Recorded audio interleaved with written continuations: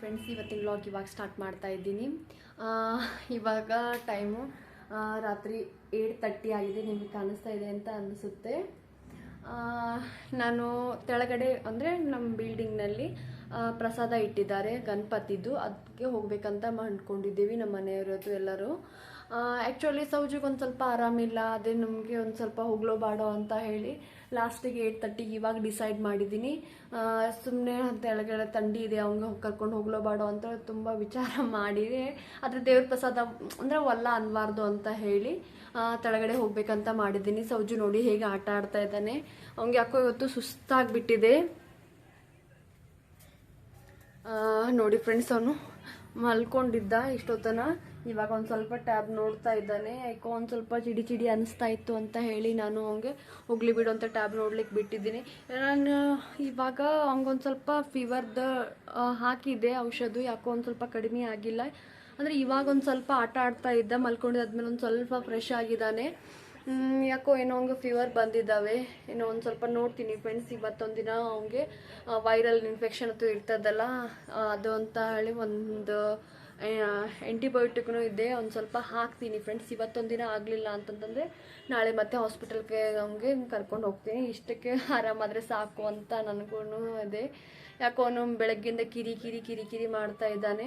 ಒಂದು ಸ್ವಲ್ಪ ಕ್ಲೈಮೇಟಿಗೆ ಒಂದು ಸ್ವಲ್ಪ ಚೇಂಜ್ ಆಗಿದೆ. ಒಂದು ಸ್ವಲ್ಪ ಇಷ್ಟು ದಿನ ಪುನಾದಲ್ಲಿ ಮಳೆ ಬರ್ತಾ ಇತ್ತು, ಇವಾಗ ಸಡನ್ನಾಗಿ ಒಂದು ಸ್ವಲ್ಪ ಸ್ಟಾಪ್ ಆಗಿ ಬಿಸಿಲು ಬೀಳ್ತಾ ಇದೆ. ಒಂದು ಕ್ಲೈಮೇಟಿಕ್ನು ಚೇಂಜ್ನು ಆಗಿರೋದ್ರಿಂದ ಒಂದು ಸ್ವಲ್ಪ ನಮಗೂ ಹೆಲ್ತ್ನು ಅಪ್ಸೆಟ್ ಆಗುತ್ತೆ, ಹಾಗೆ ಮಕ್ಕಳಿಗೂ ಹಾಗೆ ಅಂತ ನಾನು ಅಂದ್ಕೊಂಡಿದ್ದೀನಿ. ಬಟ್ ಅದು ಏನದೇನೋ ಗೊತ್ತಿಲ್ಲ.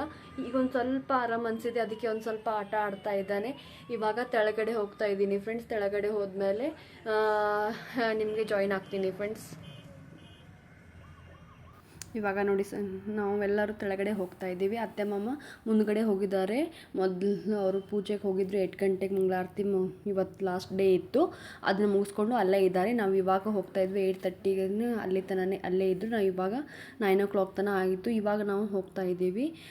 ನಾವು ಹೋಗೋದ್ರಲ್ಲೇ ಅತ್ತೆ ಊಟಕ್ಕೆ ಕೂತಿದ್ರು, ಸ್ಟಾರ್ಟ್ ಮಾಡಿದರು. ಆಲ್ಮೋಸ್ಟ್ ಎಲ್ಲರೂ ಬಂದಿದ್ದರು ಊಟಕ್ಕೆ, ಎಲ್ಲರೂ ಸ್ಟಾರ್ಟ್ ಮಾಡಿದ್ರು. ನಾನು ನಮ್ಮ ಮನೆಯವರು ಇವಾಗ ಬಂದಿದ್ವಿ. ಇವಾಗ ನೋಡಿ ಫ್ರೆಂಡ್ಸ್, ಇಲ್ಲೆಲ್ಲ ಕ್ಯೂ ನಿಂತ್ಬಿಟ್ಟಿದ್ದಾರೆ ನೋಡಿ. ನಾವು ಇವಾಗ ಬಂದು ಇವಾಗ ಜಾಯಿನ್ ಆಗ್ತಾ ಇದ್ದೀವಿ. ಏನೇನು ಮಾಡಿದ್ದಾರೆ ಅಂತ ತೋರಿಸ್ತಾ ಇದ್ದೀನಿ ಫ್ರೆಂಡ್ಸ್ ನಿಮಗೆ. ಗುಲಾಬ್ ಜಾಮೂನ್ ಇದೆ, ಪಾವ್ ಭಾಜಿ ಮಾಡಿದರು, ಮಹಾರಾಷ್ಟ್ರ ಸ್ಪೆಷಲ್ ತೋರಿಸ್ತಾ ಇದ್ದೀನಿ ಫ್ರೆಂಡ್ಸ್ ನಿಮಗೆ. ಮತ್ತು ಪಾವ್ ಭಾಜಿ ಅಂತಂದು ಸಖತ್ತಾಗಿತ್ತು ಫ್ರೆಂಡ್ಸ್. ನಮ್ಮ ಮನೆಯವರು ಅವ್ರ ಫ್ರೆಂಡ್ ಜೊತೆ ಅನ್ನೋ ಮಾತಾಡ್ತಾ ಇದ್ರು. ನಾನು ಈ ಕಡೆ ಸೌಜು ತೆಳಗಡೆ ಚೇರ್ ಮೇಲೆ ಕೂತಿದ್ವಿ. ನಮ್ಮ ಮನೆಯವ್ರಿಗೆ ಜಾಗ ಸಿಕ್ಕಿದ್ದಿಲ್ಲ, ಅದಕ್ಕೆ ಅವರು ಬೈಕ್ ಮೇಲೆ ಕೂತ್ಕೊಂಡು ತಿಂತಾಯಿದ್ರು. ಪಾರ್ಕಿಂಗ್ನಲ್ಲೇ ನಾವು ಮಾಡ್ತಾ ಇದ್ವಿ. ಇವಾಗ ಬೆಳಗ್ಗೆ ನಿಮಗೆ ಜಾಯಿನ್ ಆಗ್ತಾ ಇದ್ದೀನಿ ಫ್ರೆಂಡ್ಸ್. ರಾತ್ರಿ ಸುಮ್ಮನೆ ಮಲ್ಕೊಳ್ಳೋಕ್ಕೆ ಬಿಟ್ಟಿಲ್ಲ ಸೌಜು. ಅವನು ತುಂಬ ಅಳ್ತಾ ಇದ್ದ, ಕಿರಿಕಿರಿ ಮಾಡ್ತಾ ಇದ್ದ. ಯಾಕೋ ಏನೋ ನಾವು ಯಾವಾಗ ಔಷಧ ಹಾಕ್ತಾ ಇದ್ವಿ ಅವಾಗ ಒಂದು ಸ್ವಲ್ಪ ಜ್ವರ ಕಡಿಮೆ ಆಗ್ತಾ ಇದ್ದೇವೆ. ಮತ್ತೊಂದು ಅವರ್ ಆಡ್ತಾನೆ, ಚಲೋತೆಗೆಲ್ಲ ಆಡಿದ್ಮೇಲೆ ಮತ್ತೆ ಹೊಳ್ಳು ವಾಪಸ್ ಬರ್ತಾ ಇವೆ. ಯಾಕೋ ನಮಗೆ ನಮ್ಮ ಮನೇಲಿ ಟ್ರೀಟ್ಮೆಂಟ್ ಕೊಟ್ಟರೆ ಸರಿಯಾಗಿ ಹೋಗ್ತಾ ಇಲ್ಲ. ಅದಕ್ಕೆ ಇವತ್ತು ನಾನು ನಮ್ಮ ಮನೆಯವರು ಅಪಾಯಿಂಟ್ಮೆಂಟ್ ತೊಗೊಂಡಿದ್ದೇವೆ ಡಾಕ್ಟರ್ ಕಡೆ ಹೋಗಬೇಕಂತ ಹೇಳಿ. ನೋಡಿ ಸೌಜು ಹೇಗೆ ಆಟ ಆಡ್ತಾ ಇದ್ದಾನೆ ನೋಡಿ ಫ್ರೆಂಡ್ಸ್. ಇವಾಗ ಒಂದು ಸ್ವಲ್ಪ ಜ್ವರ ಇಲ್ಲ, ಇವಾಗ ಆಟ ಆಡ್ತಾ ಇದೆ. ಮತ್ತೆ ಜ್ವರ ಬಂದರೆ ಮತ್ತೆ ಅವ ಕಿರಿಕಿರಿ ಮಾಡ್ಲಿಕ್ಕೆ ಸ್ಟಾರ್ಟ್ ಮಾಡ್ತಾ ಇದ್ದಾನೆ. ಅದಕ್ಕೆ ಬೇಡ ಅಂತ ಅಂದ್ಕೊಂಡು ನಾವೇ ಡಾಕ್ಟರ್ ಕಡೆ ಹೋಗಬೇಕಂತ ಅಂದ್ಕೊಂಡಿದ್ದೀವಿ. ಡಾಕ್ಟರ್ ಕಡೆ ನಜರ್ ಹಾಕ್ಕೊಂಡ್ರೆ ನಮಗೂ ಒಂದು ಸ್ವಲ್ಪ ಧೈರ್ಯ ಇರುತ್ತೆ.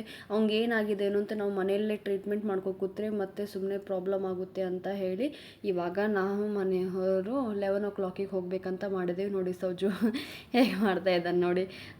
ಅವ್ನಿಗೆ ಆರಾಮ ಇದ್ದಿದ್ದಿಲ್ಲ, ನನಗೂ ಏನು ಮಾಡಬೇಕನ್ನೋ ಗೊತ್ತಾಗ್ತಾನೆ ಇದ್ದಿದ್ದಿಲ್ಲ. ಒಂಥರ ನನಗೂ ಮಕ್ಕಳಿಗೆ ಹಿಂಗೆ ಆಗೋದ್ಮೇಲೆ ನನಗೂ ಎಲ್ಲ ಏನು ಮಾಡೋಕ್ಕೂ ಮನಸ್ಸನ್ನೇ ಬರ್ತಾ ಇದ್ದಿದ್ದಿಲ್ಲ. ಸೌಜು ಒಂದು ಸ್ವಲ್ಪ ಆ ಕಡೆ ಈ ಕಡೆ ಆಟ ಆಡಿದರೆ ನಮಗೂ ಒಂದು ಸ್ವಲ್ಪ ಮೈಂಡ್ ಫ್ರೆಶ್ನೆಸ್ ಇರುತ್ತೆ. ಅವ್ನು ಈ ಥರ ಮಾಡಿದರೆ ನನಗೂ ಯಾವುದು ಕೆಲಸ ಮಾಡಲಿಕ್ಕೂ ಮನಸ್ಸಾಗ್ತಾ ಇದ್ದಿದ್ದಿಲ್ಲ. ಇವಾಗ ಹೋಗಿ ಬರ್ತೇವೆ ಫ್ರೆಂಡ್ಸ್ 11 o'clock. ಏನು ಹೇಳ್ತಾರೇನೋ ಡಾಕ್ಟರು ಅನ್ನೋ ಜಲ್ದಿ ಆರಾಮಾದರೆ ಸಾಕಂತ ಅನ್ನಿಸ್ತಾ ಇದೆ. ಇವಾಗ 11 o'clock ಆಗ್ತಾ ಇದೆ ಫ್ರೆಂಡ್ಸ್. ನಾವು ಹೋಗ್ತೇವೆ ರೆಡಿಯಾಗಿ. ಇವಾಗ ನೋಡಿ ಫ್ರೆಂಡ್ಸ್, ನಾವು ಹೋಗ್ತಾ ಇದ್ದೀವಿ. ಸೌಜುನ ರೆಡಿ ಮಾಡಿಕೊಂಡು ನಾನು ಇಲ್ಲೇ ನಮ್ಮ ಮನೆ ಹತ್ರನೇ ಇದೆ, ಅಲ್ಲಿ ನಾವು ಯೂಶ್ವಲ್ ಆಗಿ ಸೌಜುನ ಕರ್ಕೊಂಡು ಹೋಗ್ತಿದ್ವಿ. ಅಲ್ಲಿ ನಾನು ಹಾಸ್ಪಿಟಲ್ಗೆ ಹೊಂಟಿಲ್ಲ ಈ ಸಲ, ಯಾಕಂತಂದರೆ ಅಲ್ಲಿ ಮೊದಲೇ ಅಪಾಯಿಂಟ್ಮೆಂಟ್ ತೊಗೊಳ್ಳೋದು ತುಂಬ ಲೇಟಾಗಿ ಮೊದಲೇ ತೊಗೋಬೇಕು ನಾವು, ಯಾಕಂದರೆ ಇವಾಗ ಜ್ವರ ಇದೆ ಅಂತ ಹೊಂಟಿದ್ವಲ್ಲ, ಅಲ್ಲಿ ಅಪಾಯಿಂಟ್ಮೆಂಟ್ ಸಿಗಲ್ಲ ಅಂತ ಗೊತ್ತಾಯಿತು. ಅದಕ್ಕೆ ನಮ್ಮ ಮನೆ ಹತ್ರನೇ ಇಲ್ಲೇ ಈಶಾ ಕಿಡ್ಸ್ ಕ್ಲಿನಿಕ್ ಅಂತ ಇದೆ, ಇಲ್ಲೇನೇ ಹೋಗಬೇಕಂತ ಹೋಗ್ತಾ ಇದ್ದೀವಿ. ಫಸ್ಟ್ ಟೈಮ್ ಇಲ್ಲಿ ಹೋಗ್ತಾ ಇದ್ದೀವಿ. ಹೇಗಿರುತ್ತೇನೋ ಅಂತ ನನಗೂ ಅನಿಸ್ತದೆ, ಯಾಕಂದರೆ ಆ್ಯಕ್ಚುಲಿ ಒಂದೇ ಕಡೆ ತೋರಿಸ್ಬೇಕು ಅಂತ ಇದೆ, ಆದರೆ ಏನು ಅನಿವಾರ್ಯ ಪರಿಸ್ಥಿತಿ ಇದ್ದಾಗ ಮತ್ತೆ ಅವ್ರದ್ದು ಅಪಾಯಿಂಟ್ಮೆಂಟ್ ಸಿಗಲ್ಲ ಅಂತ ಗೊತ್ತಾದ ಮೇಲೆ ಇಲ್ಲೇ ಹೋಗಬೇಕೇನಾಗುತ್ತೆ ಅಂತ ಹೇಳಿ ನಾವು ಹೋಗ್ಲೋ ಬಾಡೋ ಅಂತ ಅನ್ಕೋತೆ ಮನಸ್ಸಿಂದನೇ ಹೋಗ್ತಾ ಇದ್ದೀನಿ. ಯಾಕಂದರೆ ಒಂದೇ ಕಡೆ ಡಾಕ್ಟರ್ ಕಡೆನೇ ಅವ್ರಿಗೆಲ್ಲ ಅಂದಾಜು ಗೊತ್ತಾಗಿರ್ತೈತಿ, ಇವ್ನದು ಏನೇನಿದೆ ಅಂತ ಹೇಳಿ ಅವ್ನ ಹಿಸ್ಟ್ರಿ ಎಲ್ಲ ಗೊತ್ತಾಗಿರುತ್ತೆ. ಹೊಸ ಡಾಕ್ಟರ್ ಕಡೆ ತೋರಿಸ್ಬೇಕಂತ ಹೇಳಿದರೆ ನನಗೊಂಥರ ಅನಿಸ್ತಿತ್ತು. ಇಲ್ಲಿ ಹೋಗೋದ್ ಕಡೆ ಒಂದೆಲ್ಲ ಹೇಗೆ ಡೋಸನ್ನು ತೊಗೋಬೇಕು ವ್ಯಾಕ್ಸಿನೇಷನ್ ಅಂತ ಹೇಳಿ ಹಾಕಿದ್ರು ಚಾರ್ಟು. ಇದು ಡಾಕ್ಟರ್ ರುನ್ವಾಲ್ ಅಂತ ಹೇಳಿ ಹೊಸದಾಗಿದ್ದರು, ಆದರೆ ಎಲ್ಲನೂ ಕ್ಲೀನಾಗಿತ್ತು, ನೋಡ್ಲಿಕ್ಕೂ ಸೂಪರಾಗಿತ್ತು. ಸಣ್ಣ ಹುಡುಗರಿಗಂತ ಹೇಳಿ ಮಾಡಿಸಿದ್ದಂಥ ದವಾಖಾನೆ ಅನ್ನಿಸ್ತು ಇದು ನನಗೆ. ಯಾಕಂದರೆ ಇಲ್ಲಿ ಸೌಜು ಎಷ್ಟು ಆಟ ಆಡಿದ್ರೆ ಮನೆಗೆ ಹೋಗ್ಲಿಕ್ಕೆ ರೆಡಿ ಇದ್ದಿಲ್ಲ, ಅಷ್ಟು ಆಟಿ ಸಾಮಾನತ್ತು ಎಲ್ಲ ಇದ್ದು ಅವ್ನಿಗೆ ಯಾವುದೇ ರೀತಿ ಕಿರಿಕಿರಿ ಮಾಡಲಿಲ್ಲ. ನಾವು ಯಾವಾಗಲೂ ಹಾಸ್ಪಿಟಲ್ಗೆ ಹೋಗ್ತಿದ್ವಲ್ಲ, ಅಲ್ಲಿ ಒಂದು ಸ್ವಲ್ಪ ಅವನು ಕಿರಿಕಿರಿ ಮಾಡ್ತಾಯಿದ್ದ ಆ್ಯಕ್ಚುಲಿ, ಯಾಕಂದರೆ ಅಲ್ಲಿ ರಶ್ಶೂ ಇರ್ತಿತ್ತು. ವಿತ್ ನಮ್ಮ ಪಾಳೆ ಬರೋದೂ ಲೇಟಾಗಿ, ನಾವು ಎಷ್ಟೇ ಜಲ್ದಿ ಹಚ್ಚಿದ್ರೂ ನಮ್ಮದು ಪಾಳೆ ಲೇಟಾಗಿಯೇ ಇರ್ತಿತ್ತು. ಅಷ್ಟು ಪೇಷಂಟ್ ಆಗೋ ಮಟ್ಟ ಅವನು ಸಂಭಾಳಿಸೋದೇ ನನಗೆ ಆಗ್ತಾ ಇದ್ದಿದ್ದಿಲ್ಲ. ಬಟ್ ನನಗೆ ಇಲ್ಲ ಅಷ್ಟೇನು ಪ್ರಾಬ್ಲಮ್ ಅನ್ನಿಸ್ಲಿಲ್ಲ, ಯಾಕಂದರೆ ಇಲ್ಲಿ ಎಷ್ಟೋ ಕೊನೆ ಅವ್ನಿಗೆ ಆಡ್ಲಿಕ್ಕಂತ ಆಟಿ ಸಾಮಾನೇ ಇದ್ದಿದ್ದು. ಅದನ್ನೆಲ್ಲ ಆಟ ಆಡ್ಕೋತ ಅವನು ಎಂಜಾಯ್ ಮಾಡ್ಕೋತಾ ಇದ್ದ. ನನಗೂ ಅಷ್ಟು ಏನೂ ಅನ್ನಿಸ್ತಿಲ್ಲ ಅವನು ಹಿಡಿಯೋದ್ರಲ್ಲಿನೂ, ನನಗೇನು ಅಷ್ಟು ಪ್ರಾಬ್ಲಮ್ ಅನ್ನಿಸ್ಲಿಲ್ಲ. ಅವನು ಸಖತ್ತಾಗಿ ಎಂಜಾಯ್ ಮಾಡಿದಲ್ಲೆಲ್ಲ ರೀತಿಯಿಂದ ಆಟಿ ಸಾಮಾನು.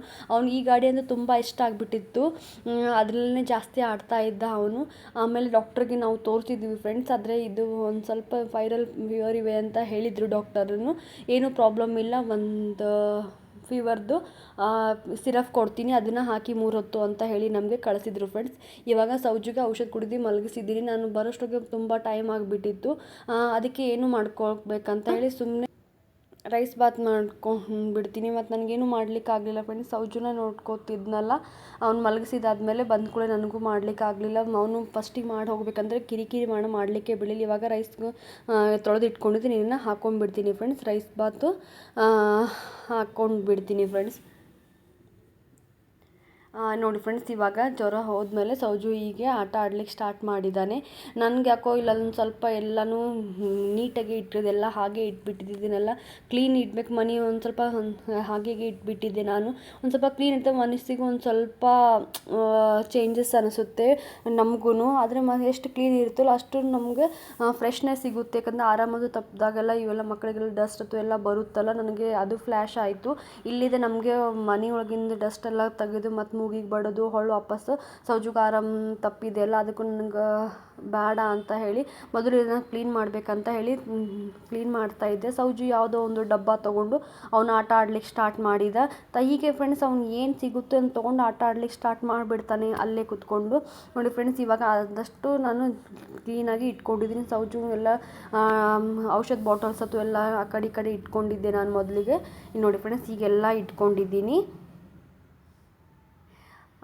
ಇವಾಗ ನೋಡಿ ಫ್ರೆಂಡ್ಸ್, ನಾನು ನಿಮಗೆ ತೋರಿಸ್ತಾ ಇದ್ದೀನಿ ನಮ್ಮದು ಈ ವ್ಲಾಗ್ದು ಸ್ಪೆಷಲ್ ಅಂತ ಹೇಳ್ತೆ. ಇಷ್ಟು ದಿನ ಸಿಂಪಲ್ದೆಲ್ಲ ನಿಮ್ಗೆ ಹೇಳಿದೆ, ಏನು ಕ್ಯಾಶುವಲ್ ಆಗಿ ಏನು ಮನೆಯಲ್ಲಿ. ಇವಾಗ ನಿಮಗೆ ಒಂದು ಅನ್ಬಾಕ್ಸಿಂಗ್ ಮಾಡ್ತಾ ಇದ್ದಾರೆ ನಮ್ಮ ಮನೆಯವರು. ಏನಪ್ಪ ಅಂತ ಸ್ಪೆಷಲ್ ಇದೆ, ಏನು ಅನ್ಬಾಕ್ಸಿಂಗ್ ಮಾಡ್ತಾ ಇಷ್ಟೆಲ್ಲ ಮಾಡೋದ್ರೋಗೆ ಏನಿದೆ ಅಂತ ನನಗೂ ಕ್ಯೂರಿಯಾಸಿಟಿ ಇದೆ, ನಿಮಗೂ ಕ್ಯೂರಿಯಾಸಿಟಿ ಇದೆಯಲ್ಲ.